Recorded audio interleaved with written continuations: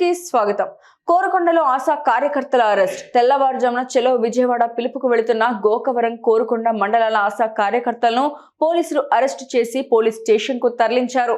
పోలీసుల్ని అడ్డుకున్నారు. Police station వద్ద బైఠాయించి తమ న్యాయపరమైన డిమాండ్లను పరిష్కరించాలని ఆశా కార్యకర్తలు నిరసన తెలియజేశారు.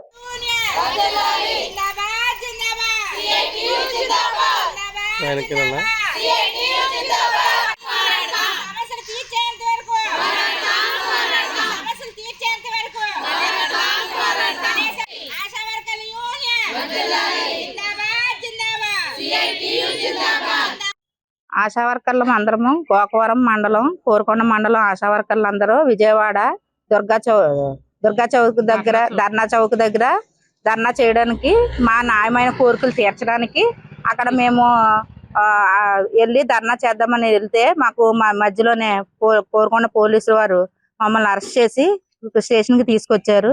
మా న్యాయమైన కోరికలు అడుగుదామని మేము బయలుదేరితే మమ్మల్ని ఇక్కడ అరెస్ట్ చేసి కూర్చోబెట్టారు. మాకు కావాల్సిన న్యాయమైన కోరికలు కనీస వేతనం పెంచమని, రిటైర్మెంట్ బెనిఫిట్స్ చూపించమని, సంక్షేమ పథకాలు అమలుపరచమని, మెటర్నిటీ లీవ్లు ఇమ్మని, రాజకీయ వేధింపులు తగ్గించమని, ఆన్లైన్ వర్క్స్ తగ్గించమని, అక్కడ వెళ్ళే వాళ్ళు అక్కడ కనబడిన వాళ్ళు అందరినీ అక్కడ అరెస్ట్ చేసేసి అర్ధరాత్రి లేకుండా రాత్రి అని లేకుండా అరెస్ట్ చేశారు. అలాగే యూనియన్ లీడర్ గా ఉన్న వాళ్ళు ఇంటి దగ్గర హౌస్ సర్జన్ గా 3 రోజుల నుంచి అరెస్ట్ చేసి అక్కడే హౌస్ సర్జన్ గా ఉంచారు. హౌస్ అరెస్ట్ చేశారు. అది తప్పించుకొని మేము విజయవాడ వెళ్ళి మా న్యాయమైన కోరికలు తీర్చుకుందామని వెళ్తే మమ్మల్ని మధ్యదారిలోనే బస్సులు ఆటోలు ఉన్న వాళ్ళు అందరినీ దింపి పోలీస్ స్టేషన్ కి తీసుకొచ్చి ఇక్కడ కూర్చోబెట్టి మమ్మల్ని ఇలా నిర్బంధించారు.